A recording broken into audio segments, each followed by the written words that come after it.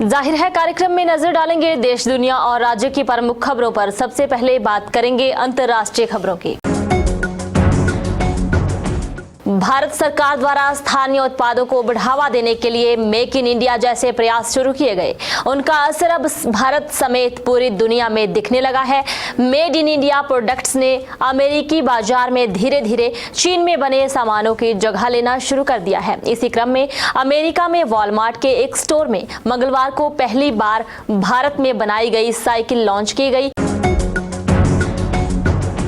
संयुक्त राष्ट्र जलवायु सम्मेलन में दुनिया न तो जीवाश्म ईंधन का उपयोग क्रमशः कम करने पर सहमत हो पाई है और न गरीब देशों को जलवायु संकट से निपटने के लिए पर्याप्त वित्तीय संसाधनों की उपलब्धता तय कर पाई। विकसित देश जलवायु संकट से बचाने के लिए जहां अपने हिस्से का योगदान से भी हिचक रहे हैं, वहीं भारत दूसरे विकासशील देशों की खुलकर मदद कर रहा है।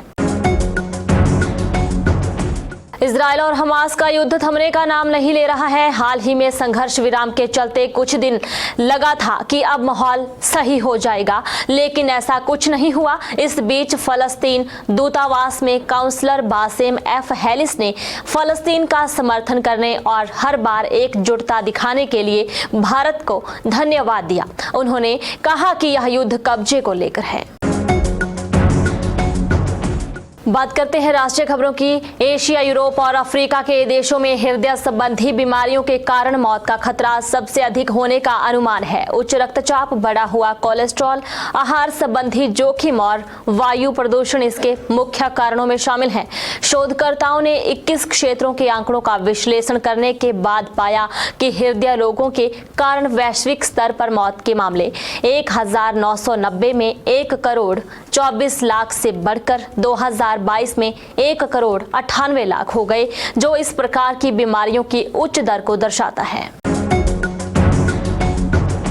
भाजपा ने राजस्थान में भवनलाल शर्मा के रूप में ब्राह्मण चेहरे पर भरोसा जताया है।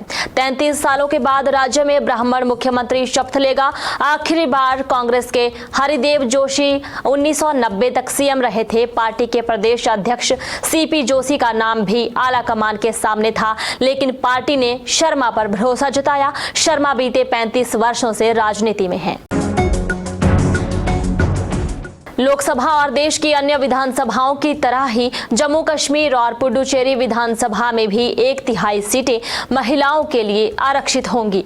दोनों ही केंद्र शासित प्रदेशों में नारी शक्ति वंदन अधिनियम को लागू करने के लिए मंगलवार को लोकसभा में जम्मू कश्मीर पुनर्गठन दूसरा संशोधन विधेयक और संघ राज्य क्षेत्र शासन संशोधन विधेयक पारित किए गए। इन विधेयकों के कानूनी जामा पहनाने के बाद जम्मू कश्मीर की 114 सीटों में से 38 तो पुडुचेरी की 30 में से 10 सीटें महिलाओं के लिए आरक्षित रहेंगी। बात करेंगे प्रदेश की अहम खबरों की। मुख्यमंत्री सुखविंदर सिंह सुक्खू के दुबई लौटने के बाद ही नए बने 2 मंत्रियों को विभाग बांटेंगे। वहीं कई के पोर्टफोलियो बदलने की संभावना है। जयसिंहपुर के विधायक यादवेंद्र गोमा और घुमारवीं के विधायक राजेश धर्माणी को मंत्री पद की शपथ दिला दी गई है। मुख्यमंत्री सुखविंदर सिंह सुक्खू बार बार कई मंत्रियों को अपनी परफॉर्मेंस सुधारने की बात करते रहते हैं। विभागों में क्या क्या चल रहा है, मुख्यमंत्री स्वयं हर सोमवार को सभी विभागों के अधिकारियों के साथ बैठक करते हैं। अगर किसी कारणवश सोमवार को बैठक नहीं होती है तो अगले दिन अधिकारियों को बैठक के लिए बुलाया जाता है। इसमें नई नई योजनाओं को लेकर विचारों का आदान प्रदान किया जाता है। सूत्र बताते हैं कि मुख्यमंत्री सुक्खू कई मंत्रियों के कार्यों से संतुष्ट नहीं हैं। कांग्रेस सरकार बनने के 1 साल के इंतजार के बाद जिला बिलासपुर को सुक्खू मंत्रिमंडल में जगह मिल गई। जिले से कांग्रेस के एकमात्र विधायक और सीएम सुक्खू के करीबी राजेश धर्माणी ने मंगलवार को मंत्री पद की शपथ ली। कांग्रेस सरकार में 16 साल बाद बिलासपुर को मंत्री पद मिला है। 2007 तक नैना देवी से रामलाल ठाकुर बतौर वन मंत्री रहे। सरकार के 1 साल के जश्न के कार्यक्रम के बाद सोमवार रात को ही तय हो गया था कि मंगलवार को धर्माणी को मंत्रिमंडल में शामिल कर दिया जाएगा। धर्माणी के पास संगठन में भी काम करने का अच्छा खासा अनुभव है। क्रिसमस से पहले मनाली पर्यटकों से गुलजार होने लगा है। मनाली में आने वाले पर्यटकों की संख्या बढ़ रही है। रोजाना मनाली में 1000 के लगभग छोटे बड़े पर्यटक वाहन पहुंच रहे हैं। इससे पर्यटन कारोबारियों के चेहरे खिल गए हैं। इस वर्ष मनाली में पर्यटन कारोबार ठीक नहीं रहा। समर सीजन में पर्यटकों की संख्या काफी कम दर्ज की गई। जुलाई में पर्यटक बढ़ने शुरू ही हुए थे कि आपदा ने पर्यटन की रफ्तार रोक दी। सड़कें खराब होने से कई दिन तक पर्यटक मनाली का रुख नहीं कर पाए। अब दिसंबर शुरू होने के बाद से पर्यटकों की संख्या में बढ़ोतरी दर्ज हो रही है। नवंबर में मनाली में 100 से 150 पर्यटक वाहन ही आ रहे थे। बात करेंगे समाचार पत्र की।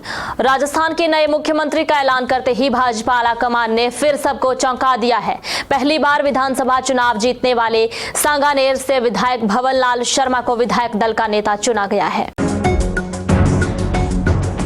शिवसेना नेता संजय राउत के खिलाफ महाराष्ट्र के यवतमाल में देशद्रोह और अन्य आरोपों के तहत केस दर्ज किया है।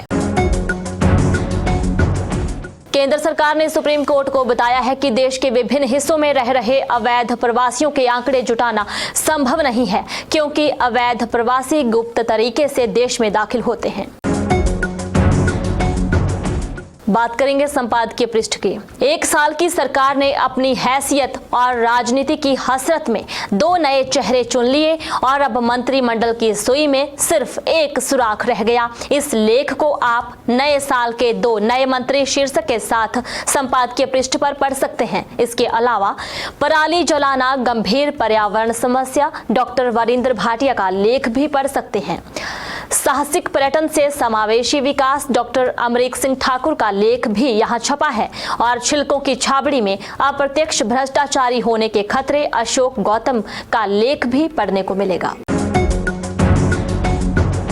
और अब बात करेंगे रोजगार से जुड़ी कुछ जानकारी की। भारतीय नौसेना ने चार्जमैन, सीनियर ड्राफ्ट्समैन और ट्रेड्समैन मेट सहित विभिन्न कमांड के पदों पर भर्ती के लिए योग्य उम्मीदवारों से आवेदन आमंत्रित किए हैं। नौसेना ने इस भर्ती के लिए अधिसूचना जारी कर दी है। इच्छुक उम्मीदवार आधिकारिक वेबसाइट joinindiannavy.gov.in पर जाकर इन पदों के लिए आवेदन कर सकेंगे। इस भर्ती के लिए आवेदन प्रक्रिया 18 दिसंबर से शुरू होगी। इच्छुक उम्मीदवार आधिकारिक वेबसाइट पर जाकर इन पदों के लिए आवेदन कर सकेंगे। पंजीकरण करने की अंतिम तिथि 31 दिसंबर 2023 रात 11:59 तक है। जाहिर है कार्यक्रम में इतना ही। बने रहें दिव्य हिमाचल टीवी के साथ।